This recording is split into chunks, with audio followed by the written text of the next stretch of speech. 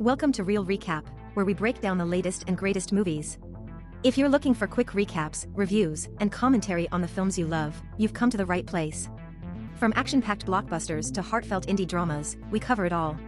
So sit back, relax, and join us as we dive into the world of cinema. During a normal afternoon in the city, a young couple is in the process of moving to their new beautiful apartment. They have plenty of boxes of their own to unpack, but they are surprised to discover that the landlord left behind an old funky refrigerator. Gail is not impressed at all, but Rob finds it very interesting because this old model has the motor above instead of underneath like modern models. He explains that hot air rises, so it does not make sense to put the motor underneath the refrigerator because it allows the hot air to go up in the machine, but Gail does not care and just agrees to whatever he says to humor him. Afterward, Gail takes out a bottle of wine to share with her husband, and Rob excitedly opens the fridge to get ice. He discovers that the freezer is full of old disgusting frost and compares it to Superman's fortress of solitude. After pulling with all his strength, he manages to barely get just a little ice cube out of it. Then the couple shares a toast to their new life together, but before Rob can take a sip of his drink, he notices there is something weird inside the ice. He grabs it to look at it more closely and asks Gail if he is seeing things, but Gail confirms she is seeing something too. To be sure, she grabs a magnifying glass for a better inspection and confirms that inside the cube there is a miniature mammoth with various spears piercing its body. Wondering if there are more things like this, Gail opens the freezer again and quickly takes out all the things left by the landlord, only to be shocked by what she finds. Rob soon joins her and confirms that apparently, they have a tiny lost civilization living in their refrigerator. Right there on the ice, there is a whole medieval city with tiny little people living their daily lives and not noticing the two giants that keep watching them as if they were a movie. These little people also move incredibly fast as they continue to build their cities and work hard to achieve progress. Gail points out that this does not make any sense, explaining that this is an early medieval city but woolly mammoths died thousands of years before the medieval ages. Rob does not understand much about history, so he just agrees to humor her.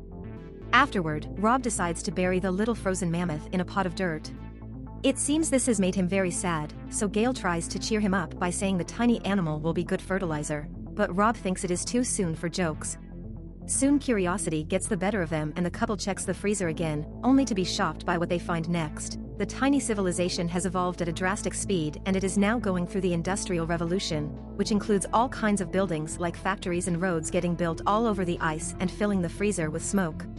Since the couple had only been gone for 10 minutes but decades passed for their little people, Gail reaches the conclusion time moves faster inside the freezer, and Rob is disappointed when he realizes they have missed the Renaissance period. As Rob watches two little men sitting next to a building under construction, he finds himself wondering if the tiny people see him and Gail as gods.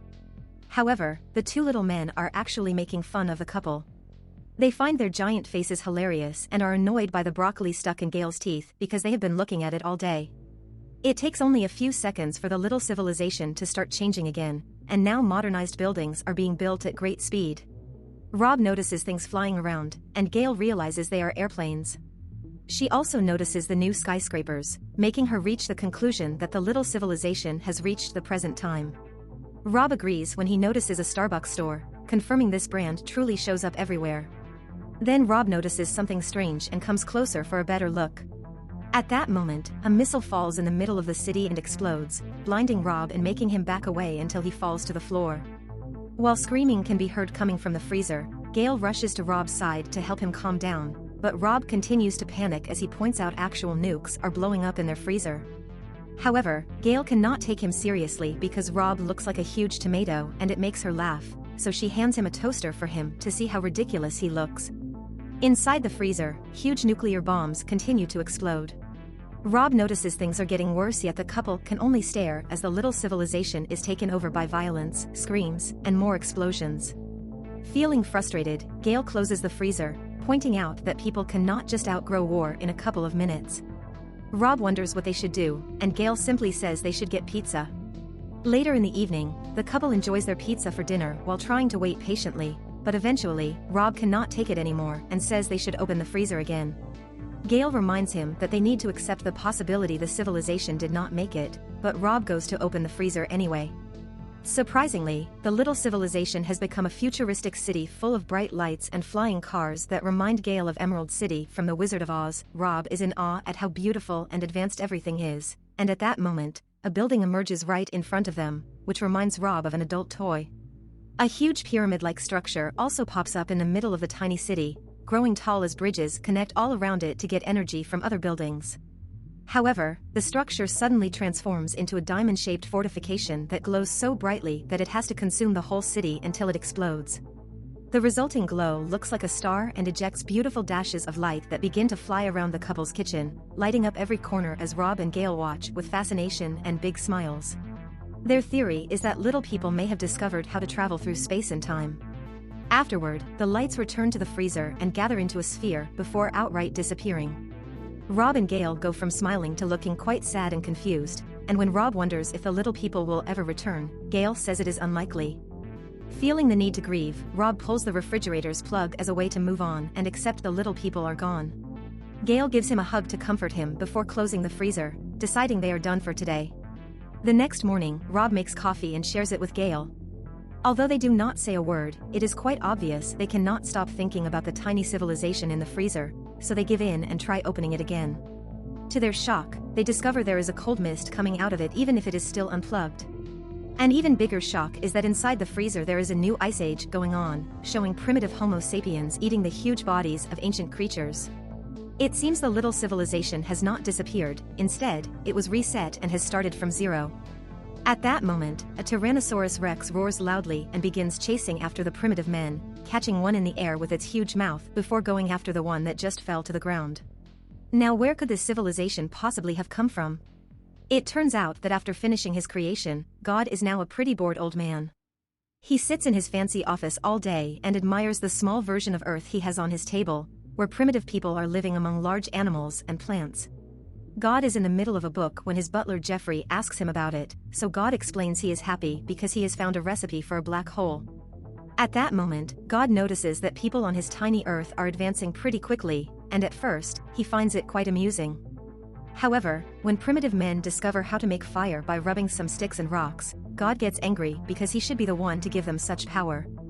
He wonders what period it is on Earth, and Jeffrey explains that they should still be 200,000 years away from getting fire according to plan. Furious, God orders Jeffrey to put out the fire, and Jeffrey immediately blows at the tiny people on the table. From the little guy's point of view, this is a very powerful wind and they quickly lose the fire, which makes them feel helpless. God feels satisfied and goes back to his book while complaining about how much humans annoy him.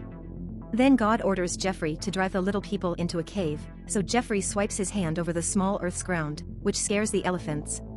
These huge animals begin running around and frighten the humans, who also run to hide in a cave as God points out that it would be good to shrink their brains. Soon the tiny people come out again to start a ritual dance that should bring rain. God curses them, not understanding why humans are unhappy now. Jeffrey explains that they forgot to turn off the drought on Earth, so God sighs and lets Jeffrey give them some water. Jeffrey is surprised that God is being merciful for a change, then he proceeds to throw some water on the small Earth with his spray bottle. The little people raise their hands to celebrate the rain, but God can only laugh at their reaction.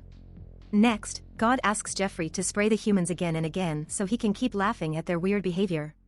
Once he is satisfied, God returns to his book while ordering Jeffrey to release a plague. Shocked by this sudden change in God's mood, Jeffrey picks up an antique box to retrieve a very creepy-looking vial. After looking at God for confirmation, Jeffrey pours a plague from the vial, and the tiny people immediately begin to feel incredibly sick and die. God admires the horrors he has caused with a blank face, then he simply returns to his book. Thanks for watching. If you enjoyed the content, please don't forget to hit the like button and subscribe for more.